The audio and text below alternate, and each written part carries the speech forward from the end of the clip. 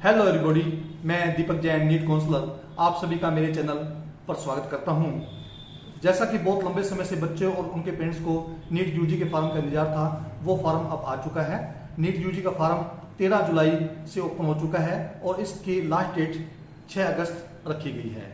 हाँ जी, 6 अगस्त इसकी last date है, इस बारे में विशेष ध्यान रखें। और जो इसकी पेमेंट करनी है उसकी लास्ट डेट 7 अगस्त रखी गई है।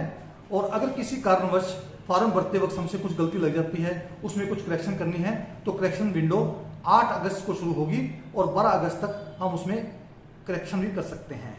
और जो एग्जामिनेशन का टाइम रखा गया है वो 12 सितंबर डेट रखी गई है। 2021 को एग्जामिनेशन रखा गया है और 3 घंटे का एग्जाम होगा और उसका टाइमिंग रहेगा शाम 2 बजे से 5 बजे के बीच में ये एग्जाम कंडक्ट किया जाएगा। और अब बात करते हैं अपने इसकी फीस के बारे में। इस बार जो फीस का स्ट्रक्चर रखा गया है वो जनरल के लिए 1500 रुपये रखा गया है। ईडब्ल्यूएस और ओबीसी नॉन क्रीमी लेयर के लिए 1400 रुपये फीस रखी गई है। एससी, एसटी और थर्ड जेंडर और पीडब्ल्यू कैटेगरी के लिए 800 रुपये फीस रखी गई है। अब इसमें कुछ बच्चों को कंफ्यूजन रहता है और बहुत बार बच्चों के क्वेश्चन आते हैं कि सर ओबीसी के लिए हमारा क्या किया जाए, हमारा ओबीसी सेंटर का बना हुआ है, नहीं बना हुआ है। तो इस तरह के बहुत सारे क्वेश्चन आते हैं, उसको मैं क्लियर कर देता हूं कि जिन बच्चों का ओबीसी का certificate OBC non creamy layer centre का बना हुआ है वो ही केवल ओबीसी कैटेगरी के लिए अप्लाई करेंगे।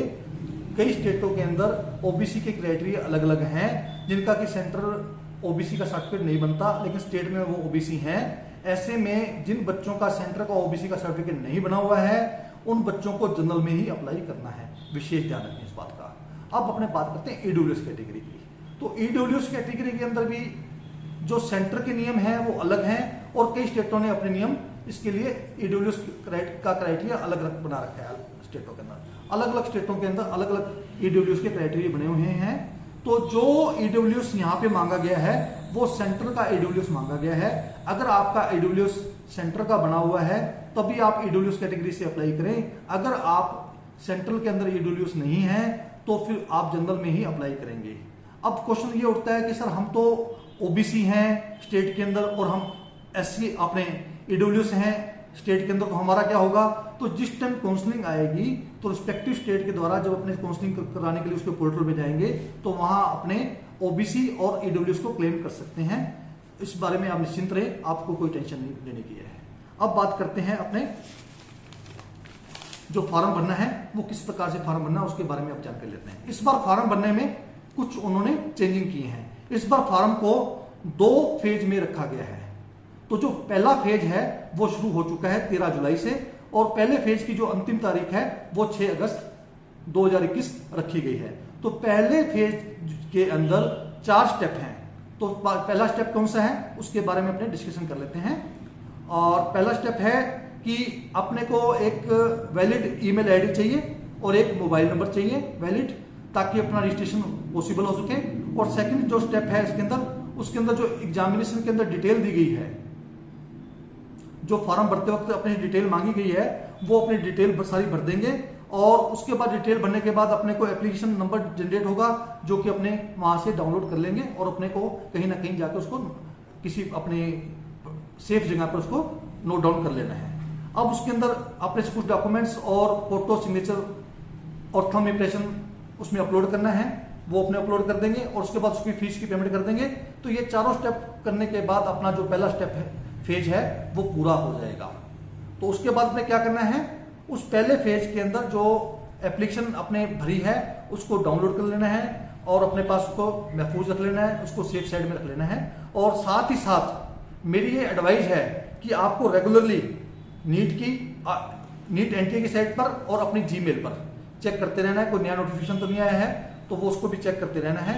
और साथ ही साथ ये भी मैं आपको एडवाइस करूंगा कि इस बार 2 तरह की फोटो मांगी गई हैं, जो कि पासपोर्ट साइज फोटो है और एक पोस्ट कार्ड साइज फोटो है, जो भी 8-8 10 कॉपी आप अपने पास सेव करके रखें ताकि विभिन्न काउंसलिंगों के अंदर वो फोटो काम आएंगी तो आपको दिक्कत ना आए। अब अपने बात करते हैं सेकंड फेज की कि सेकंड फेज कब होगा, क्योंकि जब तक सेकंड फेज का आप नहीं भरेंगे तब तक आपका फॉर्म कंप्लीट नहीं होगा। तो सेकंड फेज कौन सा है वो रिजल्ट आने से पहले आपको कुछ जानकारी एनटीए की साइट पे मांगी जाएगी। आप उस जानकारी को फिलअप करेंगे तो और उस जानकारी को फिलअप करने के बाद ही आपका फॉर्म पूरा कंप्लीट माना जाएगा। तो इस बार 2 फेज हैं, इस बात का विशेष ध्यान रखना है। और इसके साथ साथ ही मैं आपको ये एडवाइस करूंगा कि सबसे बढ़िया ये चीज है कि आप सबसे पहले जो प्रोस्पेक्टस है एनटीए के साइट पे दिया गया है उसको डाउनलोड कर लें और उस प्रोस्पेक्टस के जो लास्ट पेजेज हैं उसके अंदर फर्स्ट फेज और सेकंड फेज में क्या क्या आपसे जानकारियां मांगी जाएंगी उसके बारे में सारी चीजें डिस्क्रिप्शन में दी गई हैं।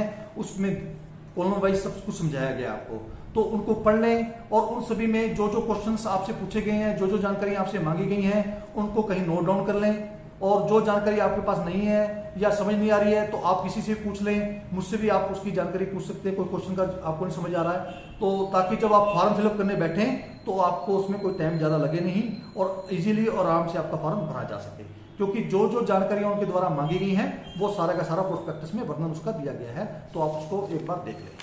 अब अपने बात करते हैं एज की।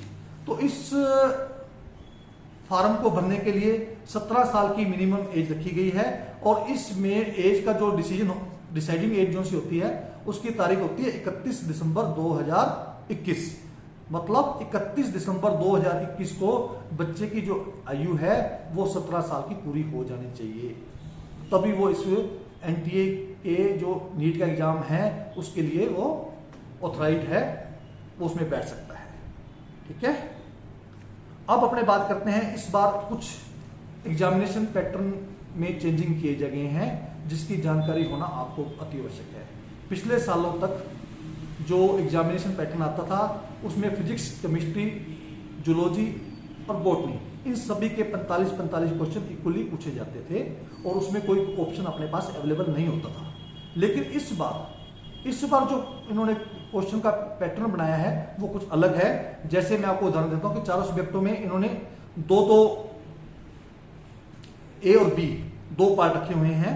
जैसे उदाहरण के तौर पे फिजिक्स के 2 पार्ट हैं ए और बी, तो ए पार्ट में 35 क्वेश्चन आएंगे जिसमें आपके पास कोई भी ऑप्शन उपलब्ध नहीं है, सभी क्वेश्चंस आपको करने होंगे। और जो बी पार्ट है उसमें 15 क्वेश्चन आएंगे, उसमें आपके पास ऑप्शन उपलब्ध है। उन 15 में से सिर्फ 10 क्वेश्चन के आपको आंसर देने हैं और टोटल अगर अपने इसका करते हैं तो 35 क्वेश्चन तो अपने ए पार्ट से कर लिए और बी पार्ट में 10 क्वेश्चन करने हैं, 5 क्वेश्चन का अपने को ऑप्शन मिलता है, तो अपने को टोटल 45 क्वेश्चन ही करने हैं। जिस प्रकार से पिछले सालों में 45 क्वेश्चन करने होते थे उसी प्रकार इस साल भी 45 क्वेश्चन ही करने हैं। लेकिन इस बार जो पेपर है उसमें अपने पास ऑप्शन दिया गया है और टोटल वही रहेगा। 180 क्वेश्चन आएंगे, 720 नंबर रहेंगे, इसमें कोई चेंजिंग नहीं है। तो अच्छे से तैयारी कीजिए, अच्छे से अपने आप को बिल्ड करिए और फॉर्म भरते वक्त कोई गलती मत कीजिए।